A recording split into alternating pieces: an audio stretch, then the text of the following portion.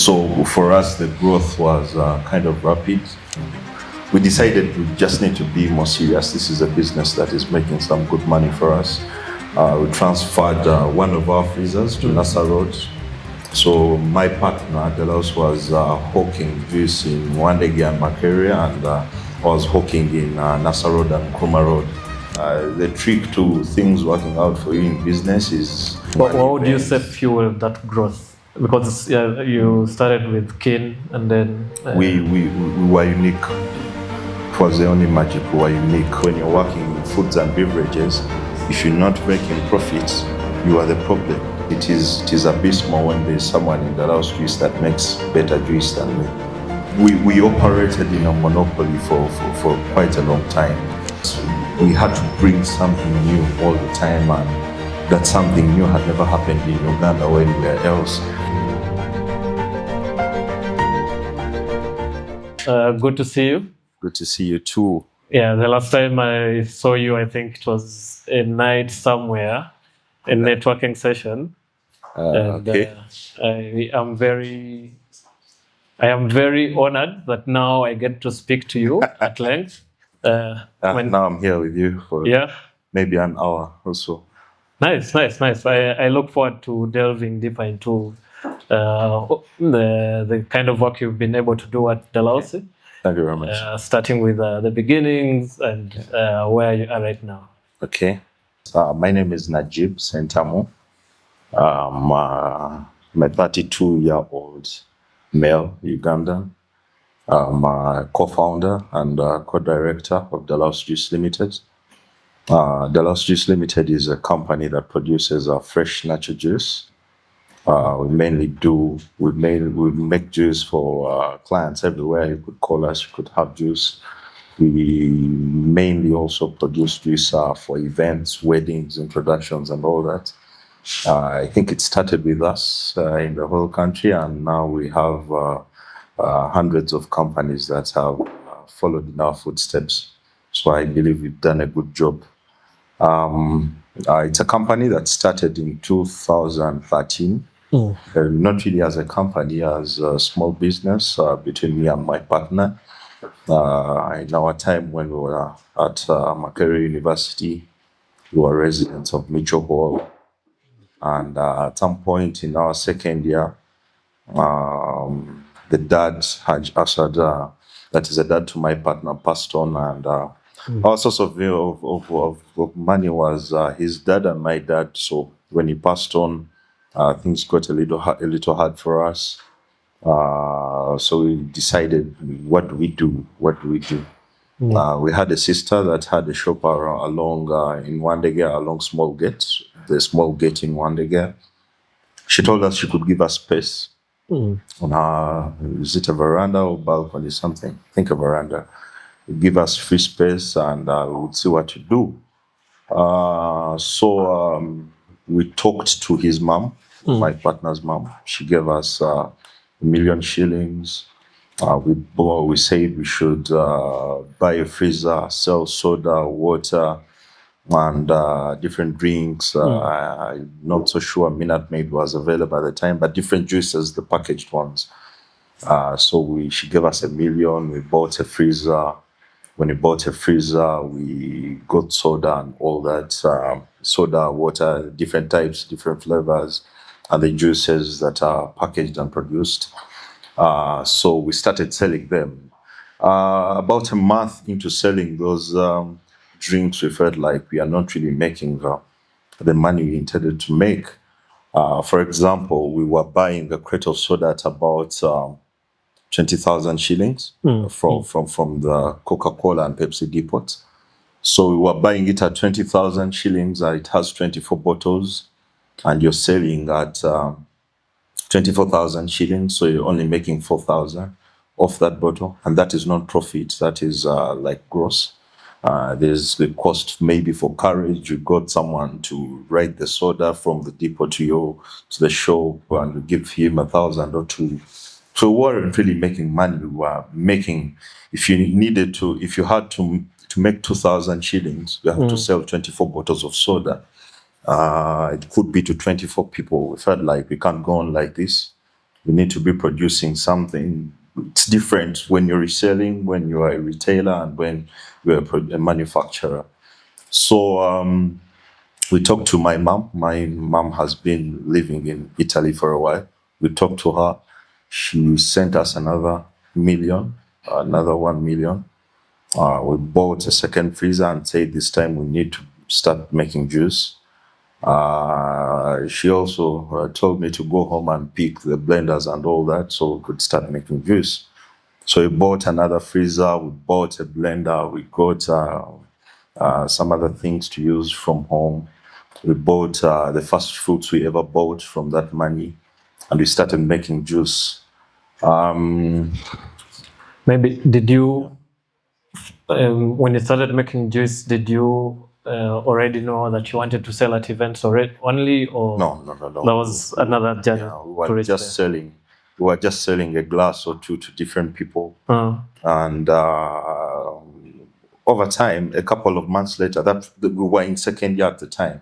A couple of months later, we said we need to be selling more. We went around campus talking to those canteens in the university, in the halls of residence. So we were making juice for them, and in the evening we come and collect our money.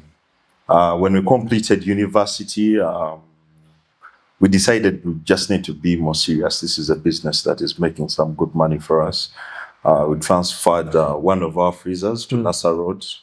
So my partner, Dalausi, was hawking juice in Wandegi and Makerere, and was hawking in Nassau Road and Nkrumah Road. Yeah. So we made some money, bought machinery, and over time, there's a client, Dr. King Karisa, I think you know him. He came to Wandegi one time, and he bought some juice, a glass of juice. He liked it. He was having an anniversary, the 11th year of marriage with his wife, and he said you could bring about 60 liters and people could consume. Maybe you could get some clients. We made the 60 liters. He gave us 180,000. We were selling because 20 liters of juice have about 60 glasses. So we told him, how many people do you have? He said maybe about 200. So we made the juice that is worth 180 glasses, and we were selling each glass at 1,000 shillings. So he gave us 180,000, and that is when we felt like, why do we need to be hawking juice and we could make 180,000 in just one event? That is when we started doing events. Yeah. And at the moment, monthly, how is it looking on the event side? Like, how many events on average do you do? At that time? At that time, and then now? At that time, we could do, at the start, maybe one every 2 weeks. But we operated in a monopoly for quite a long time. It was not until about 2018 that the rest of Kampala started feeling like this is a business we could go into. So for us, the growth was kind of rapid. What would you say fueled that growth? Because you started with Kin, and then we were unique. It was the only magic. We were unique. No one was doing what we were doing. Yeah, we were unique. When you start a business and it's unique, you definitely get as many clients, as much money, the profits. It always works out. It's different. Like when you start a business, maybe say a boutique, and you're selling men's shirts. You are the 20,000th player in Kampala. Everyone is selling men's shirts. So you're not unique. You definitely won't make as much profits, get as many clients, and grow as fast as we could. But everyone else was producing juice and selling in the market, selling in restaurants, and we said we want to bring something new into weddings and introductions and events. So everyone just embraced it fast. Oh, I see. So you had early mover advantage. You were the first people in the space, and that absolutely that contributed to your growth. Yeah. But surely it's I don't think it was that easy as well. Definitely you must have faced a couple of challenges. Yeah, definitely wasn't, because when you are an innovator of something, you do not have let me say blueprint you're looking at and you do things the same. When someone is new into our kind of business, all they need to do is come and buy juice, test the juice, be at events we've worked at, take pictures, they look at us, how we do things here and there, and they can just copy and paste. It's that easy. But for us, we had to bring something new all the time, and that something new had never happened in Uganda or anywhere else. Yeah, and it's the same reason we have a lot of people contacting us from other nations, Kenya, Nigeria, Cameroon, Sierra Leone. They're impressed by what we do, and they're always telling us, want to start what you do in our countries. Yeah, so just imagine for them starting that without seeing anyone else doing it in the world. Yeah, makes sense. Competition is, I hear competition is one challenge that you faced. Are there any that you faced along the journey? Competition, it's not really a challenge. It wasn't then. We're in a monopoly, and now it's not really one. Kampala has how many people? About 5 million. Yeah, About 5 million. I don't think we can produce juice for even 500,000 people. Yeah, so if there are 5 million, let's say, target market for people that can buy our juice is about 900,000. We can't produce juice even for 200,000. We are not that big. We would need big production units, a lot of machinery, and we are not in that space yet. Yeah. Cool. Are there any other challenges that you face that you could maybe speak to? Yeah. In my family, I'm the only boy. My partner is the last born of 37 kids. So we were two people that had to do something that relates a lot with the kitchen, and we did not have the skills. He had never cooked his whole life. I think I was in the kitchen just a few times all my life. I only have sisters, a number of them, and my mother, they always did that. So we had to learn the craft of making juice. Yeah. And it had to be unique because we were the first people to do it. We had to come up with flavors, know how to combine different fruits and flavors and make it work, something that the public would be impressed with. Yeah. Nice. I like this because I'm also in the same space, and the drink that you're drinking there. You produce this? I love it. You do? I absolutely love it. Nice. Been talking to Matthias, and I was telling him, person who does this should come up with a number of flavors, mango, mint, strawberry, and all that, because in Dalausi Juice, we have clients that if someone loves, let me say, the mix of avocado, they're obsessed with it, and that's what they want to buy every day. And they come back every day, not for all the 20 flavors, just for that one. Yeah, so if you have maybe, say, 2 or 3, you get more clients if you have about 7 flavors. Yeah. Nice. I love it. That's why I was excited to speak to you. Okay. Maybe to stay on the experimentation, how did that look like? What was the journey to come up with the magic formula for your juice? How many iterations did you have to go through? About that, it's why I always love to talk to people that want to start small.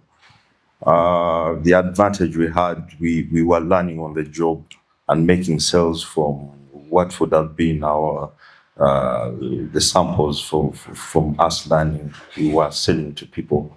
When you start small, people accept that this is a small business, and I can accept this shoddy work from them.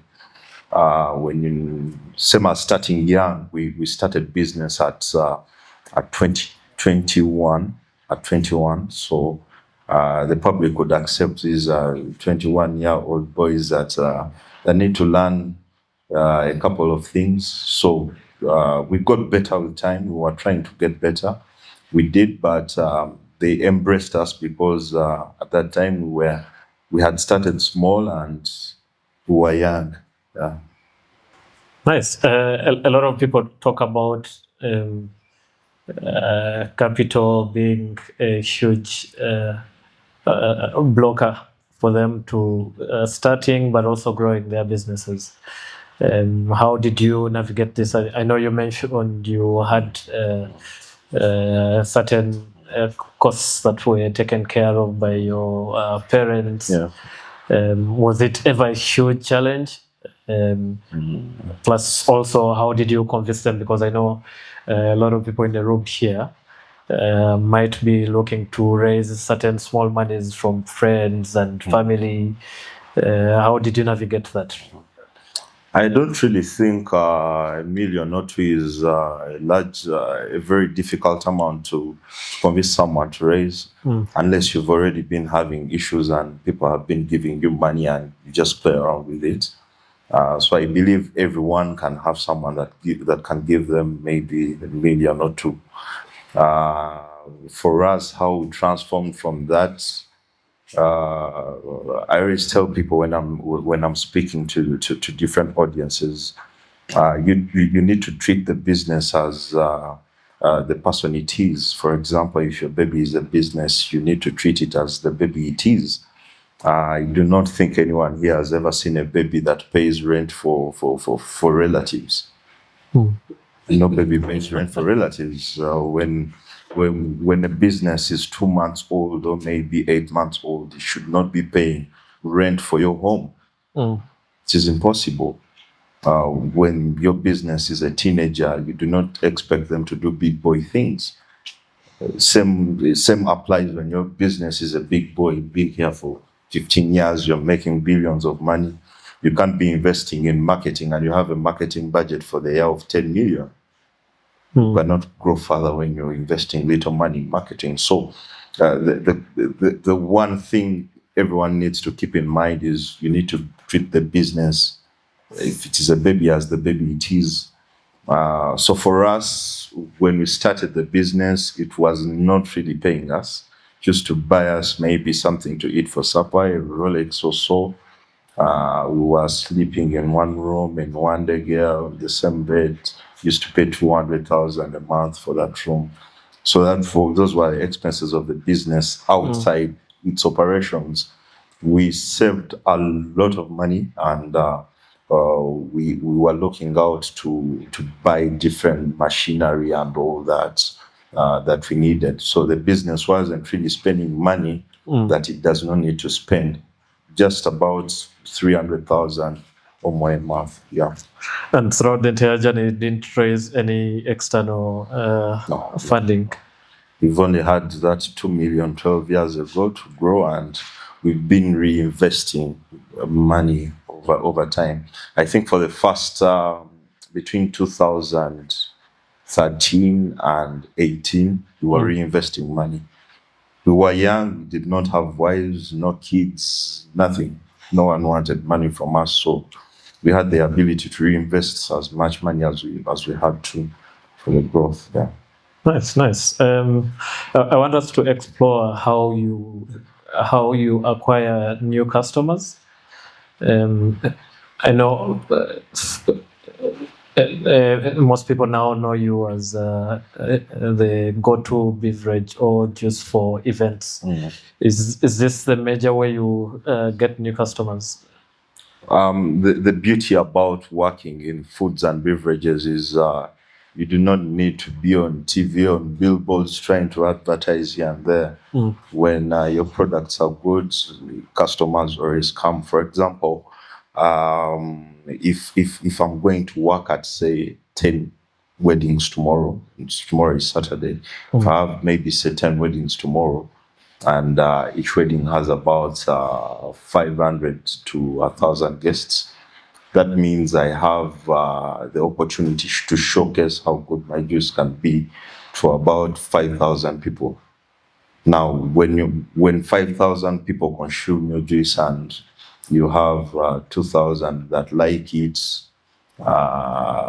some of them are just thirsty, they just drink the juice. Then you have a proportion that like it and are interested, they need a business card so that they can call you.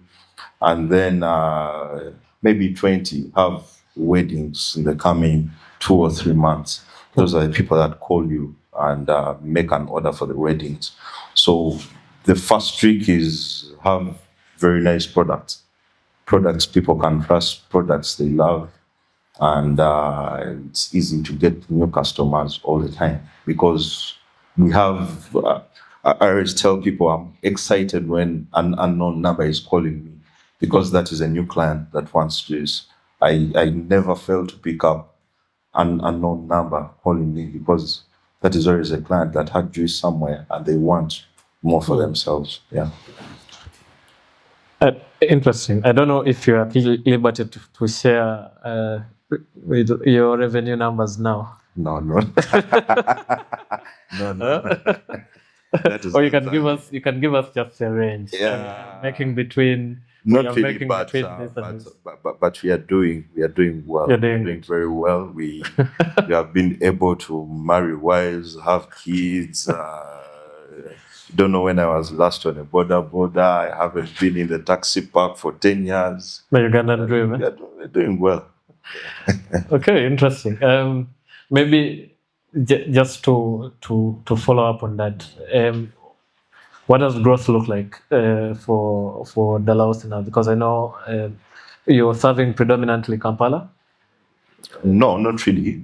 Our production unit is in Kampala, but we operate around the whole of Uganda, at least for the events. We over the weekends we always have events in Western Uganda. Could have in Tungamo, Ponjili, Mbarara, Masaka. You have in Arua, Jinja, a couple of them in Kampala. So we walk around the whole of Uganda. But maybe for our smaller orders, if someone needs a liter or two, most of those clients are in Kampala, Wakiso, and Mukono. You know, this is where people that have that kind of money concentrate because a liter of juice of Dalausi Juice is at 10,000 shillings. Now, how many people can buy juice of 10,000 for lunch? Just a few of them, and most of them are in Kampala, Wakiso, and Mukono. Yeah, so we are not in a hurry to expand to other areas. I do not want to be having a production unit in Gulu and I only have just about 20 people that are buying juice. It does not make sense business-wise. So if there's expansion, it could happen within Kampala and for the right reasons. Yeah. Yeah, makes a lot of sense. I was speaking to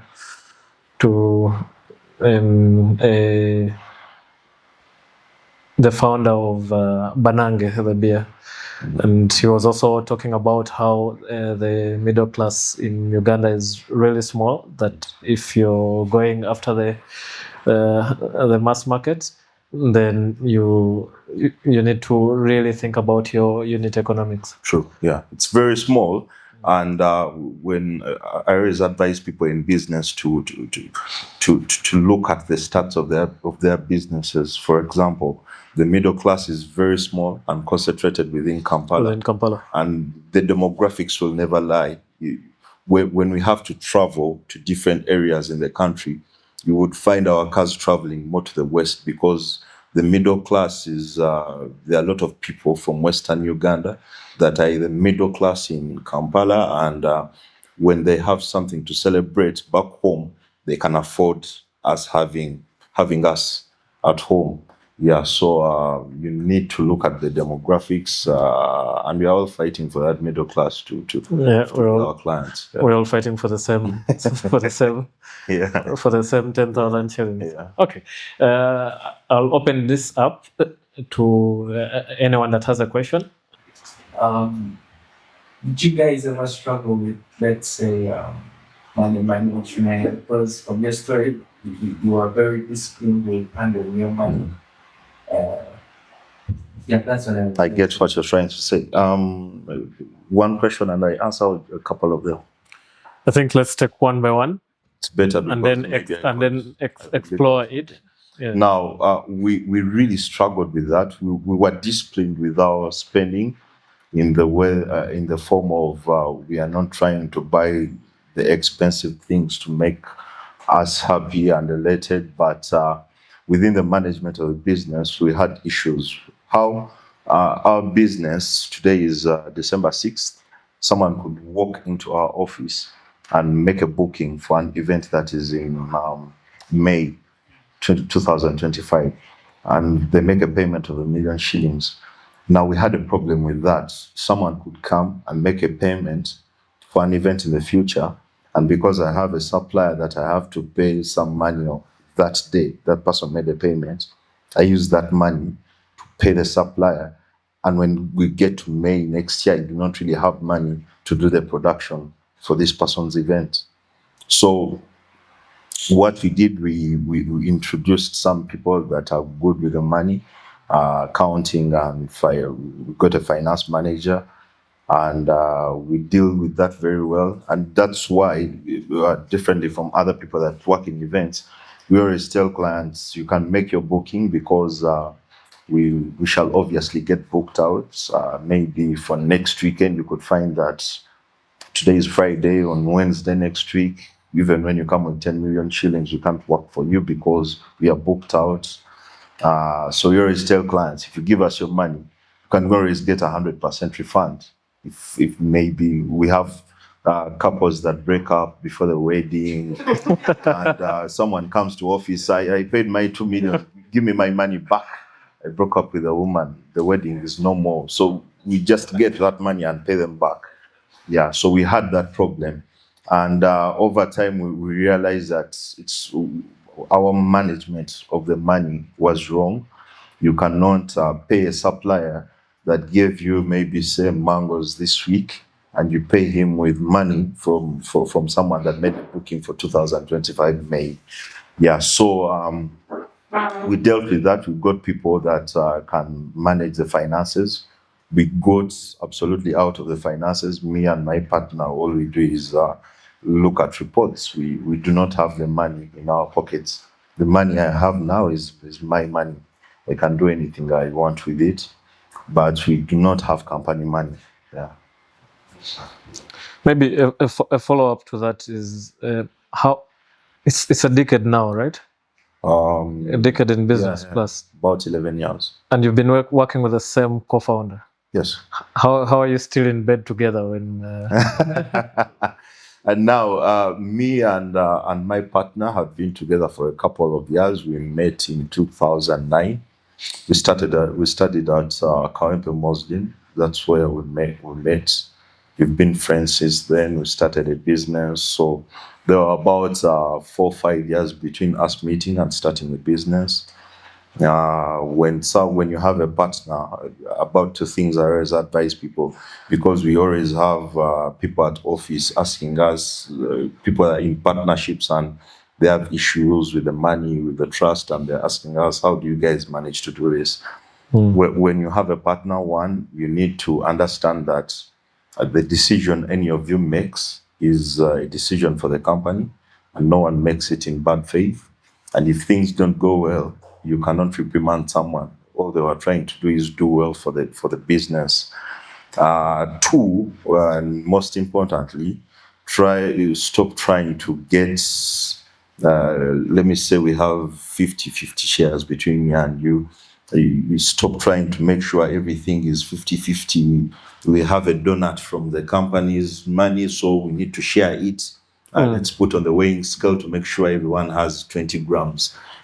You need to stop doing that. So you can get different things out of the business at different levels. For example, when in 2017, I went back to study. I did an MBA, and it was the business paying for that. And my partner was not like, we have invested 10 million in your MBA, so give me the 10 million. For me, I haven't studied. Because the knowledge I was getting from there was going to benefit the business. I basically deal with the product and management of the company. My partner deals with service and all that. That's why when you look at our events, he's always there. And I'm never there, because that is not the side of business I manage. I manage the product and management of the company. So the company invested 10 million in me to do an MBA, 2017. And now I'm using that knowledge to benefit the company. It wouldn't have been prudent of my partner to say we've invested 10 million in you, so give me the 10 million. You're getting something, I should get something too. Yeah. So stop trying to get even. Stop, throw away the weighing scale, and make sure you're being equal all the time. Yeah. And do you have equal shareholding? Yeah, 50-50. I know you started a business together. Yeah. That now morphed into Dalausi. Yeah. But whose initial idea was it? Because sometimes you find a co-founder, a founder who would say, because it was my idea, I should take 60% or 70%. Starting a business, it was his idea, but when a business is growing, we even have ideas that belong to the people we employ, and the business is benefiting from those ideas. So someone cannot say, I'm an employee and I brought this idea, you guys are making a lot of money out of it, so give me this much. Yeah, but there are a lot of things around businesses that you could come up with. For example, if you dwell, like I say, throw away the weighing scale of trying to be even all the time. If everyone is trying to benefit from what was their idea, you lose focus of the goal. We started with about 2 flavors. We were making mango and making passion, so that's all we were selling. There are different flavors we are selling to people, and those were someone's idea.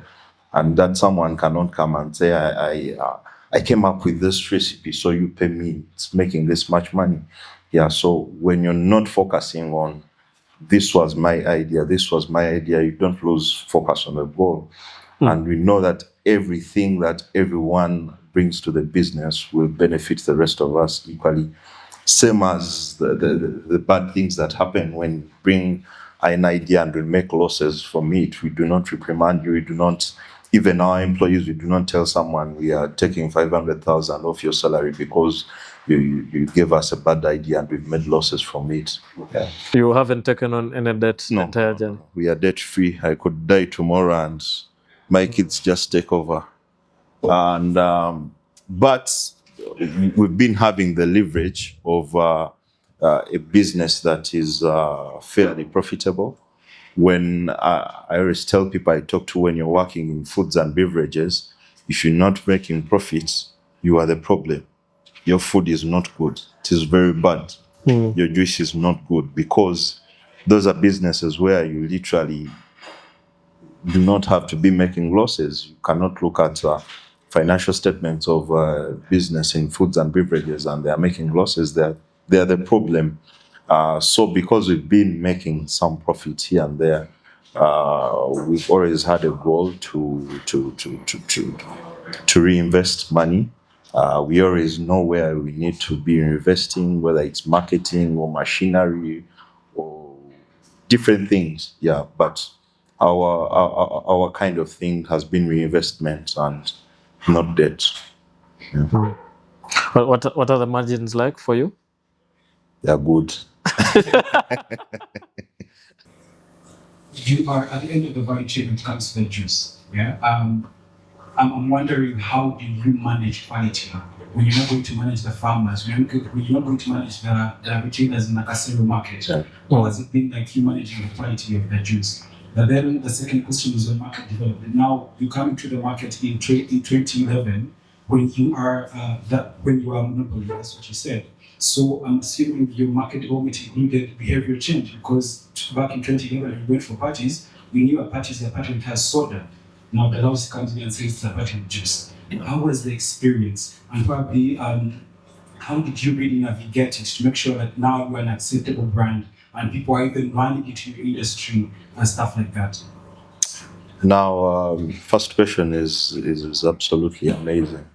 How do we deal with the quality control? That is a problem we've been dealing with since inception. It's even worse now. By the time we started, we used to go to the markets, Nakasero or Wino, and people are selling fruits cheaply, and they were almost pulling us to take their fruits because they did not really have buyers. And now, because the seasons have changed and the modifications to the fruits, most of the fruits on the market are not good.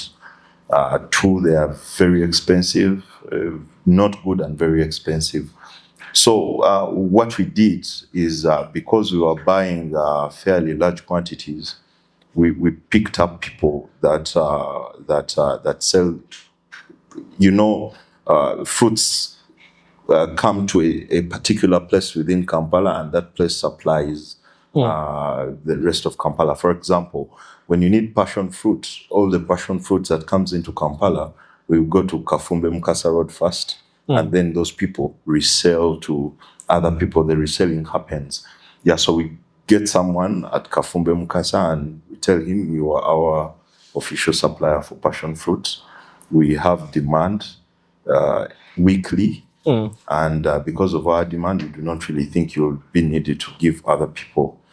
For example, if we need maybe say 7 bags of passion fruit, no one buys passion fruits in those large quantities in Kampala apart from us. So when we tell this person the kind of quality we want, even when they get a whole truck with 100 bags, they'll pick out the best 7, or they'll tell the farmers, you select the best 7, put them in this corner of the truck so that they can give everyone else those fruits. And we have the best, because these people are buying just once. They have maybe a party or for home, or it's on season and everyone is buying. They'll buy just once, but Dalausi Juice will come back every single week buying in large quantities, and you're sure we'll be paying the money. So we have suppliers of different fruits, official suppliers, and those people look out for the quality before they deliver. When they deliver, we have a team that scrutinizes these fruits. They take them, they wash them, they pick out, they hand pick the bad ones and the good ones. And if these suppliers did not bring the good one, well, let me say it's guava. We tell the supplier, you delivered 500 kilograms, and we have 23 kilograms that are not good, so we are not paying you for them. So that is important, because what they say about one bad apple can make the rest of the basket bad. So we need to handpick every single fruit, the good ones and the bad ones. So we've been having a problem with the fruits, and that's how we ensure quality. The bigger problem that we, as of now, we do not really have power over it is these fruits come from different farms, and different farmers have different habits. You find a farmer that is not good with spraying their fruits, and some of them come out bad. Another farmer gets problems. The wife is going to deliver, and they harvest fruits before they arrive. So because different farmers have different habits in their farming, and when they need their money and their expectations, we get fruits that are different in taste. That is why someone will call you and say, yesterday's mango was perfect, today's is not as perfect. What is wrong? What happened to you? But the people that make juice are the same. I've been making juice 11 years, every single day, very large quantities. So my skill set is the same, but the fruits the farmers give us are different. Yeah, so over time, I believe we need to have large chunks of land, square miles of land, and do our own farming, or maybe have demonstration farms and show farmers the kind of fruits we want when we want them harvested and given to us for the best juice. But that is in the future. Yeah. Maybe before the second question, do you usually purchase based on future production, or is there a standard? Our kind of operation is, when you call me and you need juice, I want to produce juice for you from the best fruits, and the best fruits are fresh. When I have been having a particular fruit for 4 days and I'm waiting for someone to make an order, I'm going to give them juice from a fruit that is not the best. So that is why we tell people to book early. When you have an event in January, we know the events will be working at for most of the weekends in January. Makes sense. So on a Monday, we tell our suppliers, I want this much of passion fruit, I want this much of mango. You get for me the best mangoes. And we just don't buy mangoes, maybe because now a box of mango has gone to 20,000 and that is a good deal. So let us buy 1,000 boxes and keep them. No. When the mango is expensive, we shall suffer with that expense at that time. But the constant is the client getting the best juice. Regulation is not really a must because we are over 100 players and most of them do not have any kind of regulation. They are not a registered company. They are not paying taxes. KCCA does not know them. So we have a gap there, a gap that we need to fill because every night I go to bed thinking that if maybe one of the people that produces juice gets an issue with their juice and there's maybe a wedding where hundreds of people are getting food poisoning and it's investigated and it's from the juice, then we do not have a business anymore. So it's something that we need regulation, or you need to deal with UNBS, KCCA, and all that. Obviously, you have to be paying taxes. It's something that we need for the market to last longer. Yeah, otherwise, we are just one scandal away from disaster. Yeah. Now about how we manage to maneuver having clients want to have juice. One thing about Ugandans love a new thing. They love a new toy, and Ugandans are ready to pay for something beautiful. So we took advantage of that. You realize that every time when there's something new on the market, Ugandans are excited. If you could remember about a month or two ago, everyone was dying to go into Chinatown. Yeah, it was the new thing, and we love new things. So when you are the new thing, you take advantage of that, and could work for you, and you last long. Yeah, I can imagine everyone that had an event coming up, saying you need to have Dalausi Juice for you to enjoy your And the event. multiplier effect was working well for us. You go to an event, there are 200 people, you get 6 clients from that event. You go to the 6 events of those 6 clients, you get the multiplier effect was wild for us. Yeah. So my question comes in, yes, you said you work with a partner, but now has the team has grown. Yeah. So my question is, especially in the initial stages, how did you come up with a team that you know you can build on, and that you know that you can trust, that you know that they'll give me the good quality that I need, they'll manage the business the way I need it to be managed, especially from the initial stages? Okay, that's interesting. I think for us, one, it was not intentional, but we were young, so we needed people that are as younger as us or younger than us. 2 is the trick to things working out for you in business is you be the best at things. You get that it is abysmal when there's someone in Dalausi Juice that makes better juice than me. Because all the people that make juice, I taught them. So it's a different feeling for someone you employ when they know this guy is good, he's the legend in this. So I cannot mess around with my job. He'll teach someone else and discard me. Yeah. Then having a team that works, you need to give people the mandate to make decisions and make people feel like when you're doing this and this, when you make this decision, when this happens to you at an event, you're single-handedly representing Dalausi Juice, not just yourself. So over time, we realized that even when we were just working, the 2 of us, we felt like, what are you good at and what am I good at? What am I good at? Yeah. So my partner is very good with marketing and service. is a perfectionist to do all those things that happen at events. And I'm a perfectionist in my own way with the taste of the juices and management of the people. So we broke up roles that way. He's doing marketing and service. I'm doing the product and management. Then over time, it was still so hard for us. We felt like we need to break down roles around the company. We have about 7 managers. Someone that deals with finance, another with production, another with the daily supply, the smaller orders, another with the store, another with welfare, another with human resource, and another with sales and marketing. So you need to communicate to the people you're leading. What is your role? What do I expect from you?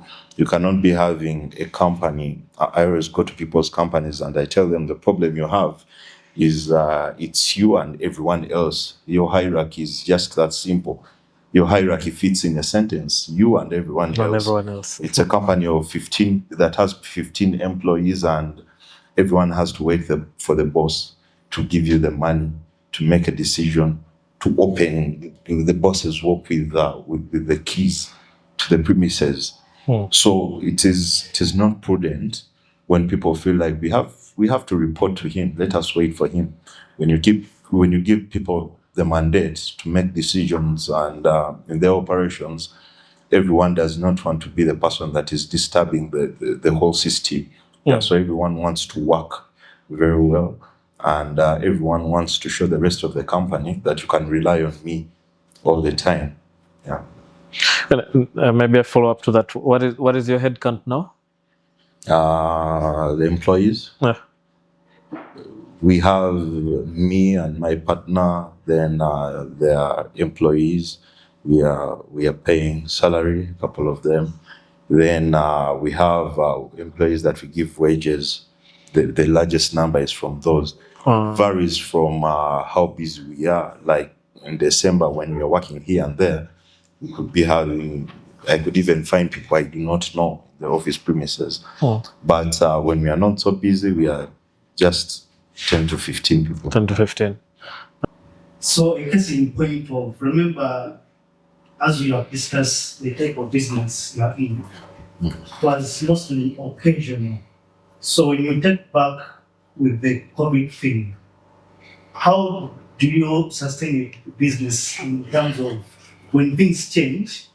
How do you research or how do you bring in more business models to facilitate the business through that tough time? That must have been an interesting period for you. Very. It was very hard. I remember in COVID, there's about 2 months that we had company premises locked, and we came back to dust everywhere. For people that have been to Dalausi Juice, they know this is one of the cleanest places you could find. In Kampala, we have a whole team that is always cleaning left, right, and center. It's a place we make juice, and we could never find flies because everything is crystal clean. But in COVID, there are 2 months no one went into office, and when we came back, there was dust all over. Now, about sustainability is what helped us maneuver COVID is we got to that point without debt. So what changed for us is we were no longer doing events. Now, before COVID, we were concentrating a lot of events, and we were not selling the smaller juices. Yes, because when someone needs juice of 10,000 and then you have to do production for someone that paid $1 million or 2 or 3, then you don't really have a lot of energy to produce a juice for 10,000. So we concentrated on the smaller orders at that time, and when they opened up for events, we just returned to business. But now we were wiser. We knew we could need the smaller orders too. Yeah. So I wanted to ask about challenges that you faced. There must have been something that wanted to break you at a certain point. I want to know how you also challenged last that thing and what for you. To break me as an individual, as the leader, As a company. as a company. One of the biggest challenges that many people do not focus on is, I think at the back of your mind, when you are in business, you need to know that a Ugandan is always looking out not to pay you. Can I repeat that? A Ugandan is always that client calling you is always looking out not to pay you. So a client will call and say, I love your juice. So you bring 200 liters to my wedding. How much money? You tell them, they send you maybe like 20% of the deposit. Closer to the function, you're calling for some money because finances your operations. They're saying, no, I'll give you tomorrow. And then the function is tomorrow. And they say, I'll give you money when you get here. When you get to the And event. then you get there. They tell you, no, they are doing makeup on the bride. So you wait for the event to get done. When the event is done, I have given money to everyone, so I don't have any money left. I'll need to go to my bank tomorrow. Tomorrow, they say, I'm so tired, I overslept. In a week's time, they are telling, even the juice wasn't nice. You get, that is. I have a lot of stories. I think we have over 250 million in debts, in bad debts. So when you're dealing with bad debts are very bad for businesses, especially businesses that have very small margins of profit. We are fortunately not part of businesses where you make a sale of 2 million and you have profit of 20,000. Because when that business suffers bad debt, it is almost gone. Yeah. So you should know that you should have strategies on making sure a typical Ugandan will pay you. You can only be confident when you're selling to Matthias. Matthias will definitely pay you. But a Uganda, Najib, will give you no money. It is very hard. We, however, have a lot of clients that pay very well, but that is a major problem. I have an interesting story. I have a gentleman who had 2 events. 1, his wedding, 2, a family reunion. And he was the rich person in the family. So before the wedding, they were about 2 months apart. Before the wedding, he sent the whole amount we needed 2 months prior. It felt like we have a rich guy. He's paying for juice 2 months before the wedding. And then when the wedding was done, he said, oh, thank you very much. I have a family reunion and I'm the rich guy in my family. So we are going to do the same. And I was expecting he was going to send the money still just after the wedding, and the family reunion is in 2 months. He was not paying. That week leading to the function, to the family reunion, he told us, man, these guys are disturbing me, the decorators, the food people, and it's a thing for the whole family, but I am the rich one, so you are my guy. You bring juice, I'll pay you. I felt like this guy is rich. He gave me money 2 months before the wedding. Let me make juice, take it to the village, and we'll pay up. And after the family reunion, that was 2016, he blocked me. And that was a loss of 6 million. Gone. Yeah. So a typical Ugandan will look out not to pay you. You need to be having strategies to make sure someone will pay you. So with all these bad debts, what are you doing now to ensure that we just need strategies? We've been trying to deal with having people pay before we work for them. Okay, so you tell someone, when you call me and you have a wedding in March, all I will tell you is you just make a deposit, even if it's for 100,000. Why? Because when you pay 100,000, I will go to my records and write Gerald has a wedding in Zambia. He has paid a deposit for 100,000. Because when we get to March and I am booked out, you cannot call and say, Najib, but I called you and we talked about this in December. And I'll also tell you, but I received hundreds of phone calls in a single day talking about that very date. So it's only clients that have made a payment that I take seriously and have in my records. For you, I do not really even remember when we had that conversation. So when you need a refund, I'll just get that money from the bank and give it to you. But when you did not make a payment, I don't know what to do for you. So when we are getting closer to your event, we keep on calling because because of the other problem I was discussing, that you are receiving money for deposits of events months ahead and using it before. Now, when we get deposits from clients, we keep them. And when it's in that week, the week leading, now for events we have tomorrow and Sunday, we had to get that money from those deposits, and they have financed absolutely everything this week. We buy power, we pay suppliers, we pay everything we needed to pay this week is financed by the events we have over the weekend, carefully, so that we know we can make some profit off those monies. Now, we always make sure we have 100% before the event. If you're paying us $1 million by now, Friday night, and your event is tomorrow, most of them have cleared, most of them 80%. And even those at 80% know that we shall get on site and say, your receipt is here, give us our money, and we serve the people. Yeah. You had your story starting from campus. So I must provide some how you managed to convince your parents who really to study in Ghana about or some. How did you convince them that you're going to be okay? Please, I'm saying that's how. Because I also have a team on the suffering health thing of parents expecting something from theirs. Luckily, our parents were not that rigid. There are more chances for you to get better in life from business than from being employed. Just after we completed campus, we felt like, now the sales we are making in a month, can we get that money from salary somewhere? We couldn't. And if we are getting that salary from somewhere, can that salary change in maybe 3 months or 6 or a year? It couldn't.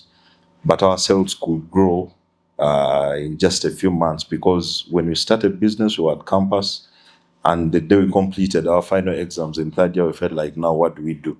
And we were like, let us get one freezer, take it to Nassau Road.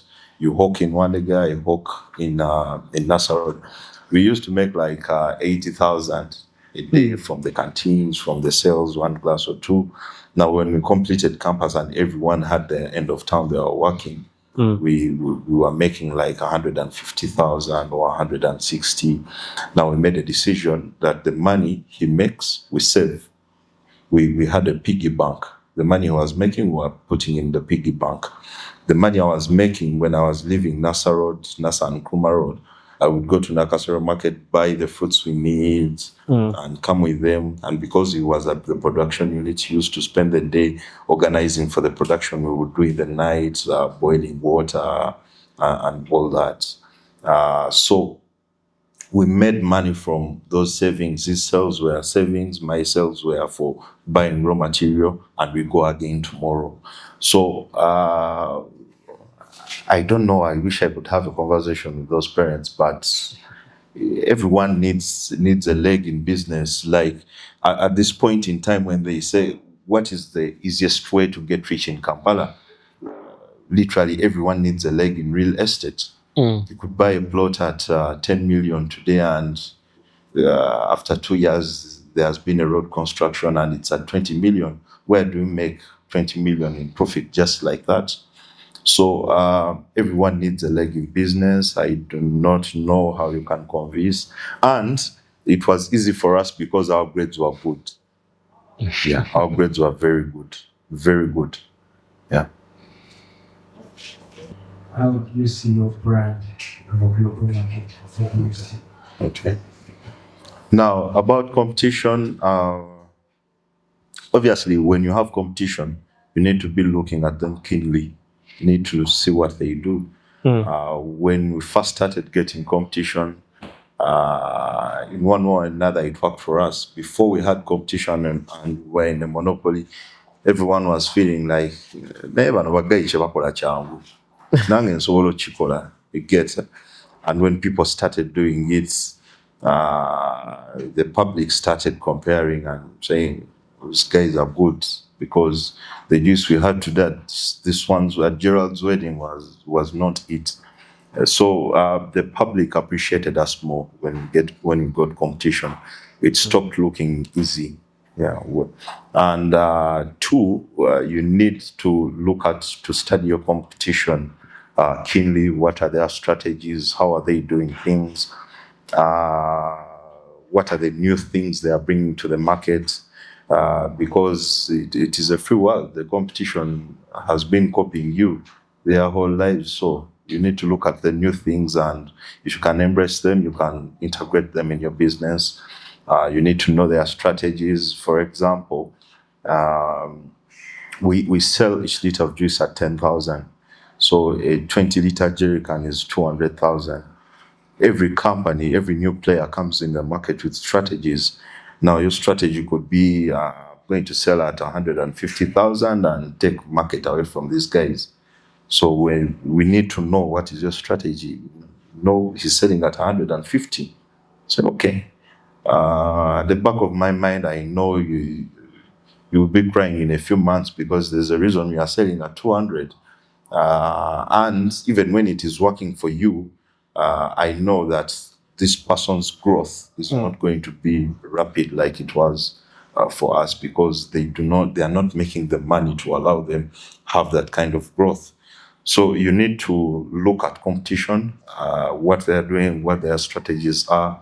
You need to learn from them a few things, and that's mostly it about competition. Competition will always take some business away from you, but again, you'll get some business from them.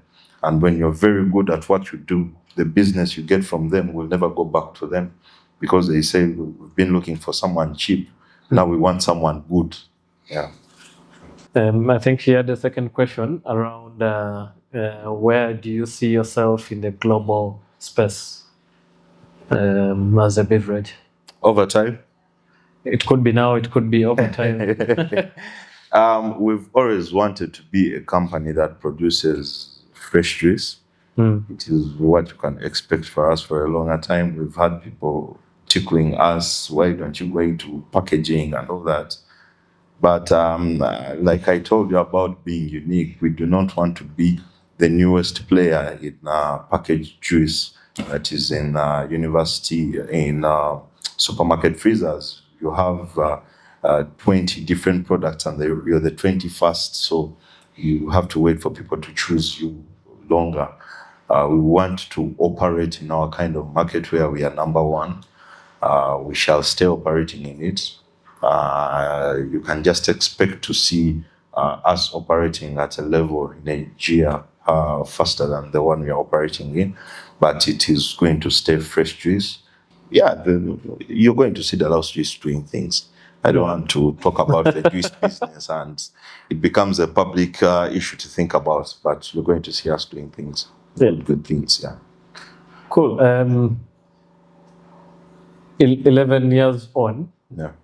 You've had a lot of success, and knowing what you know now, what would you do differently to get where you are much faster? Are there some things you would change and maybe do faster? No. I'm really proud of the decisions we made and the path we took. I'm really proud of it. If I had to do it all over again, I would You'd do the same thing all over. I would do it the same way. Yeah. Okay, great. I think we've come to the end of our conversation. Yeah. It's been great hosting you. Thank you very much. Learning about the journey of Dalausi. Thank you very much.